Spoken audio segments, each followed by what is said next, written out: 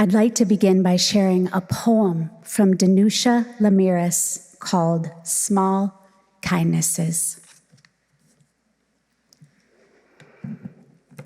I've been thinking about the way when you walk down a crowded aisle, people pull in their legs to let you by. Or how strangers still say, "Bless you," when someone sneezes, a leftover from the bubonic plague. Don't die, we're saying. And sometimes when you spill lemons from your grocery bag, someone else will help you pick them up.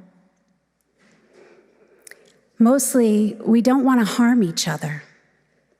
We want to be handed our cup of coffee hot and to say thank you to the person handing it, to smile at them, and for them to smile back.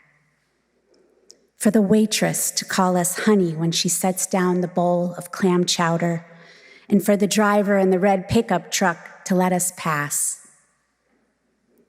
We have so little of each other now, so far from tribe and fire, only these brief moments of exchange. What if they are the true dwelling of the holy? These fleeting temples we make together when we say, "Here, have my seat. Go ahead, you first. I like your hat." So ends the poem. A few weeks ago, my partner Nathan and I boarded the California Zephyr at Union Station in Chicago and took the 3-day journey to Emeryville, California. This was a chance to spend some quality, quiet time together before I joined the team at UUSF. And it was also a chance for us to see a vast stretch of the United States. And what a stretch we saw. We left the bustling city of Chicago while the Democratic National Convention was in action. Within a few hours, we were watching the sun setting over the gentle slopes of Iowa, the moon rising over Nebraska, and then after a few hours' rest, the sun rising over eastern Colorado. Once we entered the Rockies, the views were absolutely breathtaking. We had a show of freedom from the wild horses outside of Reno, the dramatic peaks of the Sierra Nevada, and we were blessed by multiple rainbows and bald-head eagles along the way. To see the United States from the gentle distance of a train car is to see it with new eyes. We also dined with complete strangers along the way. We didn't have a choice of who we were seated with in the dining car, but conversation seemed to flow no matter who we were seated with. In one situation where one of our dining companions made clear his hopes for the 2024 election outcome, we focused instead on the history of his handlebar mustache, which we came to learn was over 30 years deep. As romantic as all of this train travel sounds, and it was very romantic, for me, the most romantic, hopeful, and beautiful part was the phenomenon of the wave. Does anyone know what I'm talking about? These waves were gifted to us in every state we traveled through. Waves from people who lived near the train tracks, people who stood young and old, waving their arms high, waving to us strangers passing through on a train. We had kayakers waving at us, toddlers waving at us, elderly couples who seemed to have planned a day's event around waving at us. One man stood alone in an empty field, waving steadily towards the train. These waves washed over me and felt sacred to me. They felt like what the poet Danusha Lamiris referred to as holy moments. These brief moments of exchange, she writes, what if they are the true dwelling of the holy, these fleeting temples we make together end quote. These waves indeed felt like holy temples. They were voluntary, intentional, loving. To me, the waves said, "You're welcome here. You're welcome to pass through our town." These waves flew in the face of all the messaging that tells us that rural American towns are full of xenophobia or that no one looks up from their phones anymore. Of course, this romance can't sustain itself. After a while, a wave becomes meaningless, or at the very least, it becomes a sore arm. And there's something unreal about train travel, which perhaps is part of its appeal. Its in-betweenness, its motion state, its temporary essence lends itself to a different way of being and different kinds of behavior. But what would happen if during one of those waves, the train stopped and the passengers got off the train? Would the waves reveal texture and multidimensional relationships between us? Or would the waves be retracted or even regretted? When we talk about a radical welcome in Unitarian Universalism, we're not just talking about the romantic wave that I fell for again and again while traveling on the California Zephyr. We're talking about a deeper welcome that requires slowing down together in the same room, face to face. We're talking about a welcome that offers someone undivided attention, a welcome that calls on our spiritual strength, a welcome where we must ask ourselves, as the choir asked us today, how deep is your love? How deep is your love? How deep is our love? Palestinian-American poet Naomi Nihab Shai writes, "The Arabs used to say, when a stranger appears at your door, feed him for 3 days before asking who he is, where he's from, where he's headed. That way he'll have strength enough to answer. Or by then you'll be such good friends you don't care." Let's go back to that. Rice? Pine nuts? Here, take the red brocade pillow. My child will serve water to your horse. No, I was not busy when you came. I was not preparing to be busy. That's the armor everyone put on to pretend they had a purpose in the world. I refuse to be claimed. Your plate is waiting. We will snip fresh mint into your tea. So ends the poem. Your plate is waiting. We'll snip fresh mint in your tea, she writes. We'll take the time to wander the garden together, snip mint, boil water for your tea, and we'll sit together. We'll take the time it takes to get to know one another, stranger. I wasn't busy when you came. Nothing is more important in this moment than leaning into our differences and getting to know each other. After feeding you for 3 days, we'll be such good friends.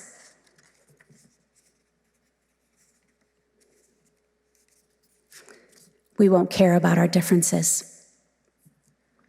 We'll stay in attentive conversation together until we experience our common humanity.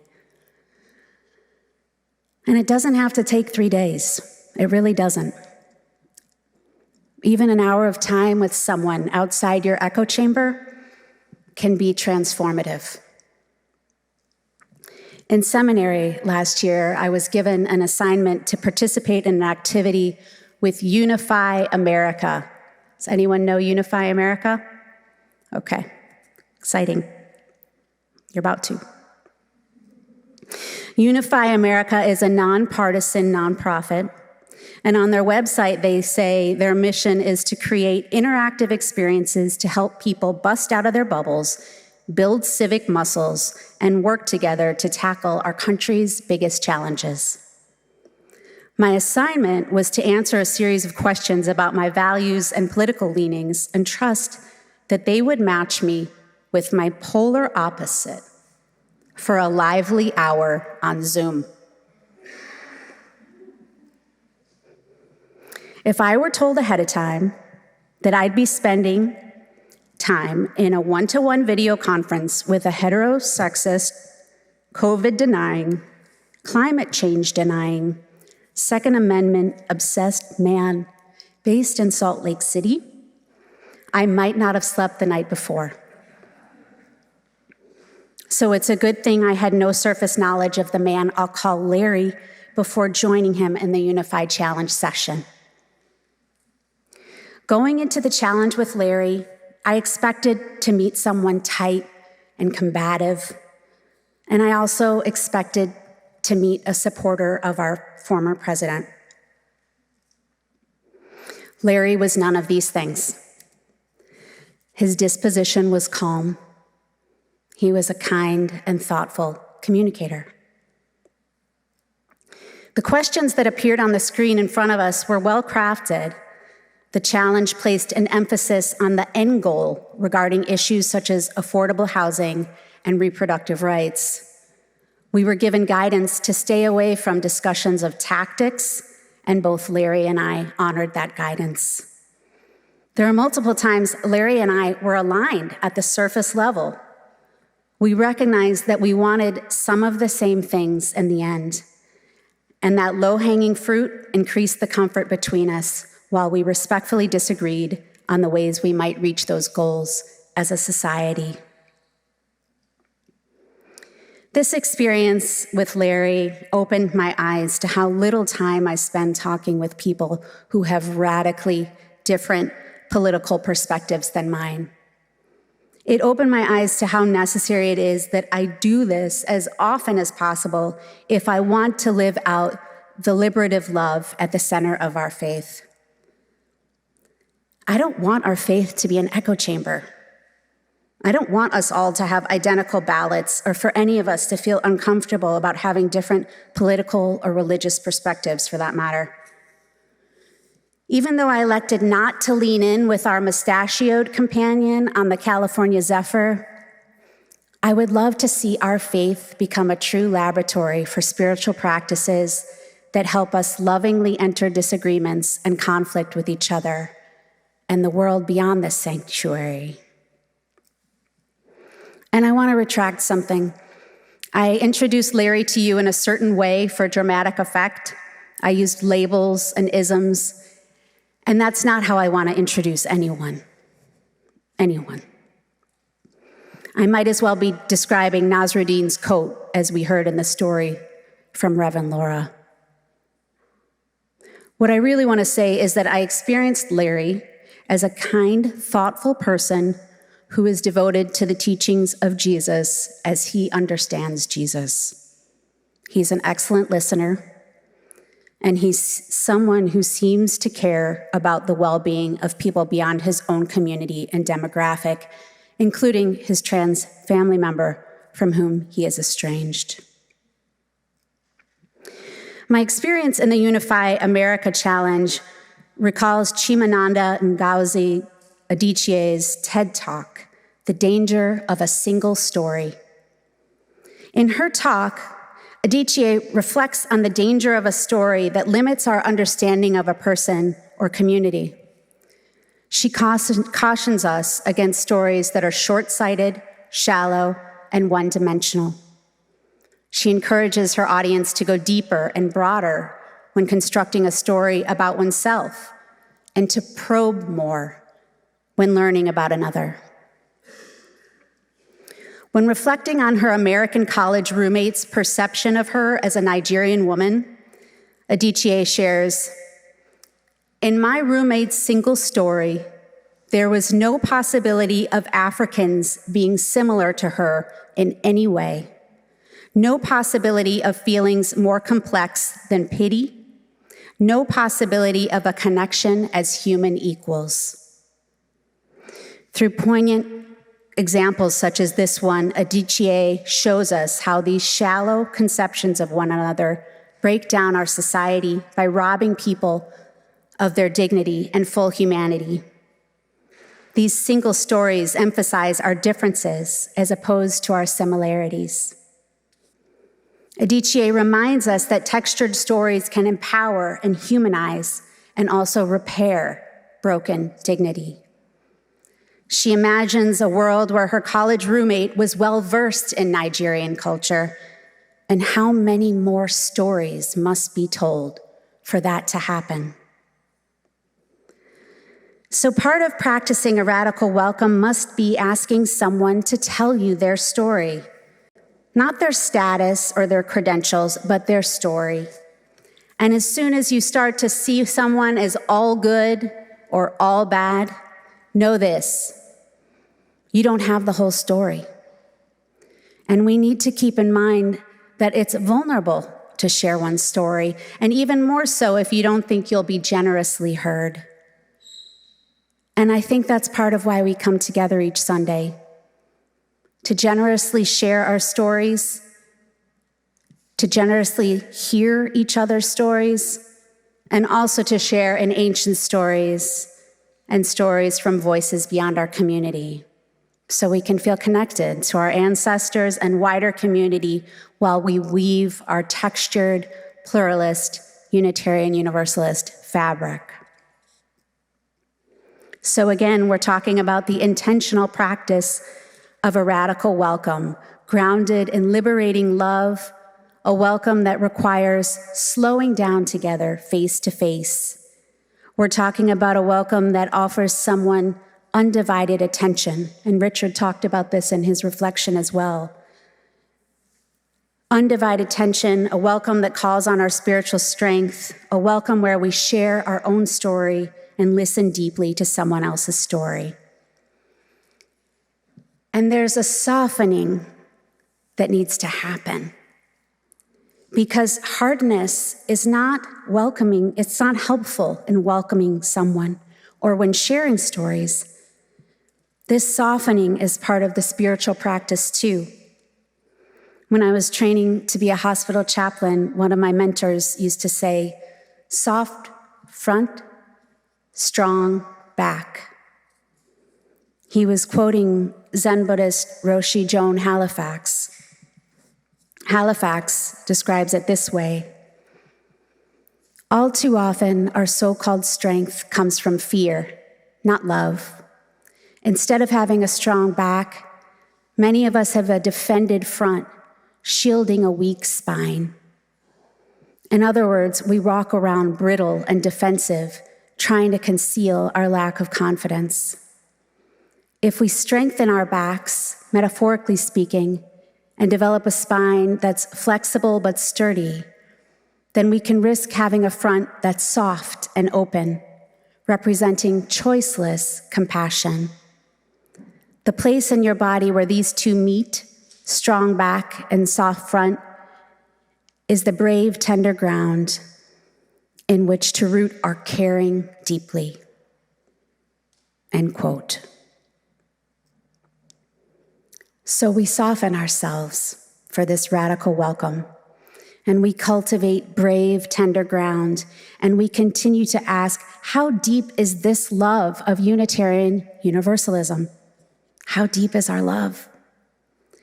When we can regard fellow humans as textured and layered and containing multitudes, when we can acknowledge that every last one of us is vulnerable in some way, when we can show love and be love, no matter how different or off script someone may seem to us, I think we're tapping into liberation and beloved community. These layers of radical welcome can begin in our personal lives, perhaps with difficult family members.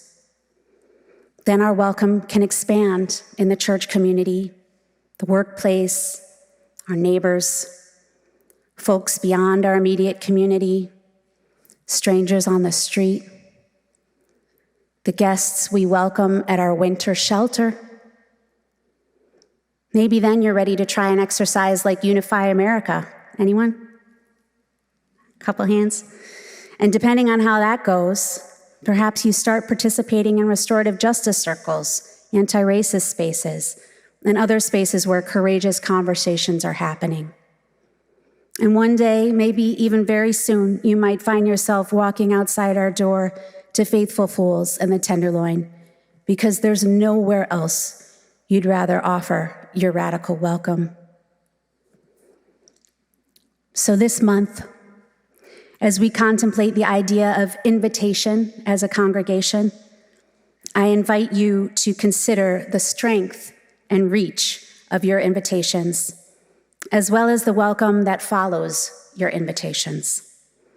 So depending on where you are in life, maybe you start in that holy temple of a wave.